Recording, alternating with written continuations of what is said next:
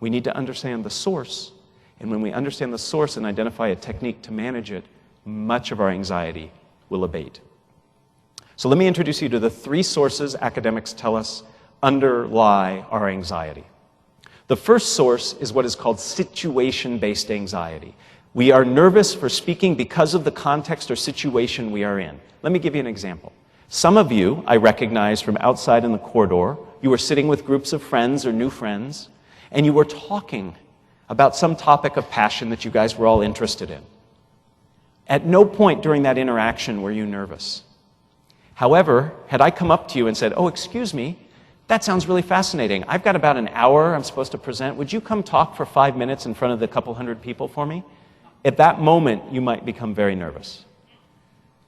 Why you're nervous is not the topic. It's where you're doing the presentation. It's where you're doing it. So academics tell us that one source of anxiety is the situation. And they suggest that the reason the situation makes us nervous is because we see it as a performance. We see it as a right way and a wrong way to get our idea across. That's why they call it performance anxiety. Actors, singers, they experience performance anxiety because there is a right way in acting and singing. If you don't hit your mark exactly at the right time, the lights and sound guys, they don't know what to do. The other actors don't know what to do. You have to do it right or it confuses people. The nice thing about speaking is there is no right way, there is no wrong way. There are certainly better and there are certainly worse, but there is no one right way. So what we want to do is to get away from performance anxiety, we need to reframe the situation. Rather than a performance, we see it as a conversation. So this technique is called cognitive reframing. It simply means relabel it, see it differently. So rather than a performance, we see it as a conversation. Most of us in this room are not nervous having conversations. We are nervous performing. So we need to make our speeches conversations. How do you do that? Well, it's a little harder than just saying, "Oh, I'm just about to have a conversation with 200 of these people I don't know." There are a couple things we can do. First, practice conversationally. When you practice your presentation, put yourself in a physical environment like you would when you are having a conversation. Do it around a dinner table, do it around a coffee table. Sit and have a conversation about it. Second, use conversational language. Many speakers feel that when they are speaking, they have to be very formal in their presentation, and they use formal language. One must consider the ramifications of... That's not how we talk in conversation. We say things like, "This is important to you." I recently, just a week ago, coached this guy who said, "The audience will recognize." I looked around. I was the only person in the room.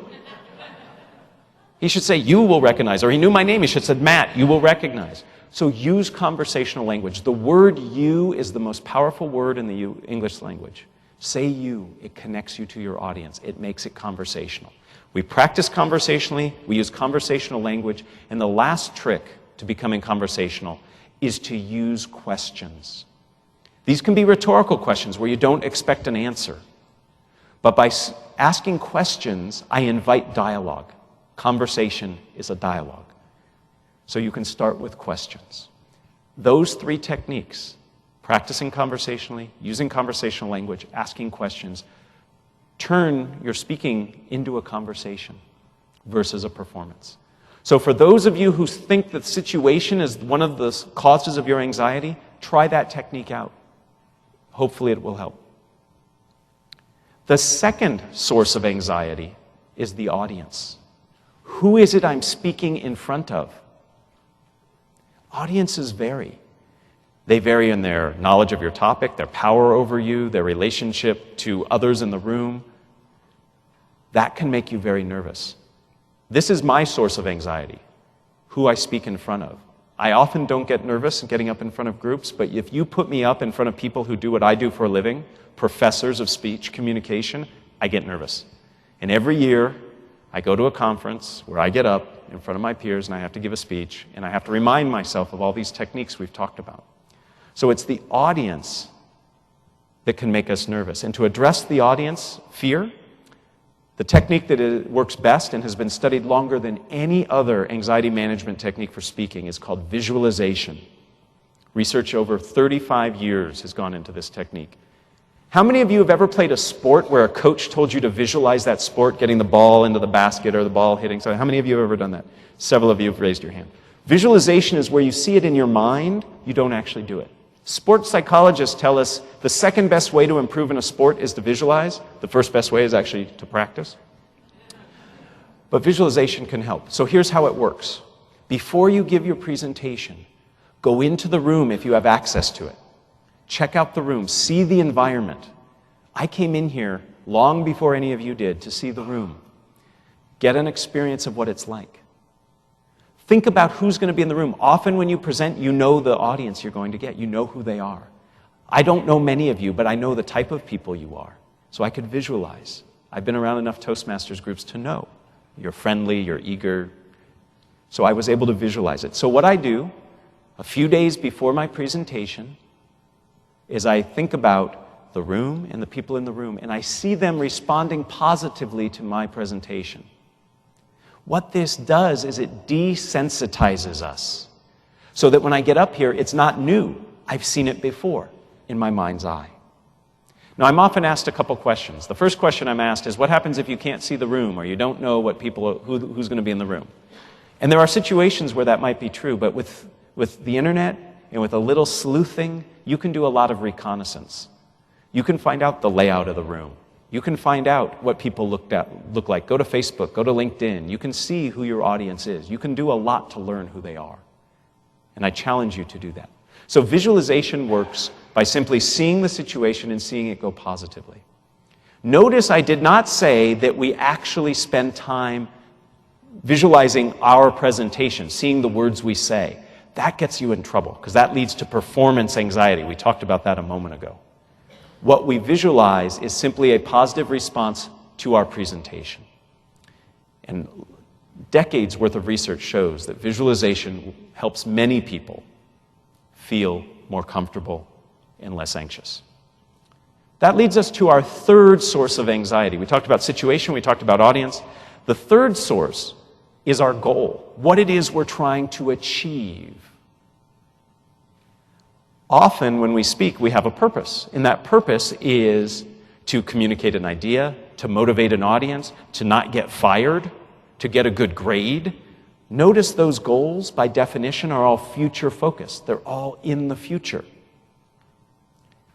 And it is that future concern that makes us nervous. So here's what we do. We become present-oriented. If you become present-oriented, you're not concerned about that future consequence. Has anybody ever heard of flow experience or rapt attention? These are psychological terms for that being in the moment. And there are lots of ways to get yourself in the moment. If you watch athletes, they listen to music. That music brings them into the moment. I know a professional speaker, he's paid $10,000 a speech. Before he gets up, he's nervous when he gets up in front of people. Before he gets on stage, behind the stage, he does 100 push-ups. You can't do that physical exertion and not be in the present moment. Yes, he's out of breath, and yes, he's sweaty when he takes the stage, but that's part of his shtick, right? I know another professional speaker, she plays a video game, a handheld video game. It's a very engrossing, engaging video game. She sets her watch alarm, she gets up, plays the video game, when the alarm goes off, she walks on stage. Again, brings her in the moment. You can do simple things, do Sudoku. Count backwards from 100 by some tough number like 13. That brings you in the moment. My favorite, and I'm going to ask you to help me do this, is to say a tongue twister. You can't say a tongue twister right and be worried about something else. I hope you'll indulge me. I'd like you to repeat my favorite tongue twister. I'll say it and you repeat it after me. And the reason I like this one so much is if you say it wrong, you say a naughty word, so I'll be listening. Okay?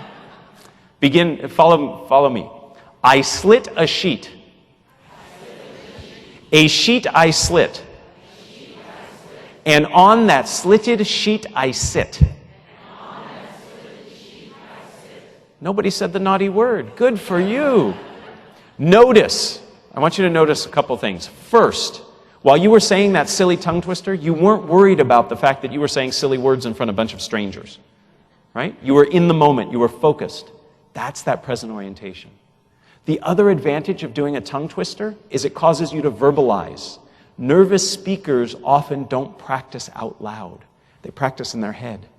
And we all know what we think doesn't always translate to what we say. So it warms up your voice and it gets you verbalizing. So the way we combat goal-based anxiety is we become present-oriented. So what we've talked about are the three sources of anxiety. The situation, and we said that's about reframing to a conversation. We talked about audience-based anxiety, and we said that's about visualization. And then we talked about goal-based anxiety, and that's about becoming present-oriented. Each of you can reflect on your own anxiety and identify what source it comes from. It might be multiple sources, but often it is predominated by one. And you can try one of those techniques. The technique might not work for you, but there are others. Everybody has their own feeling when it comes to different techniques, and you have to find the one or two that work for you.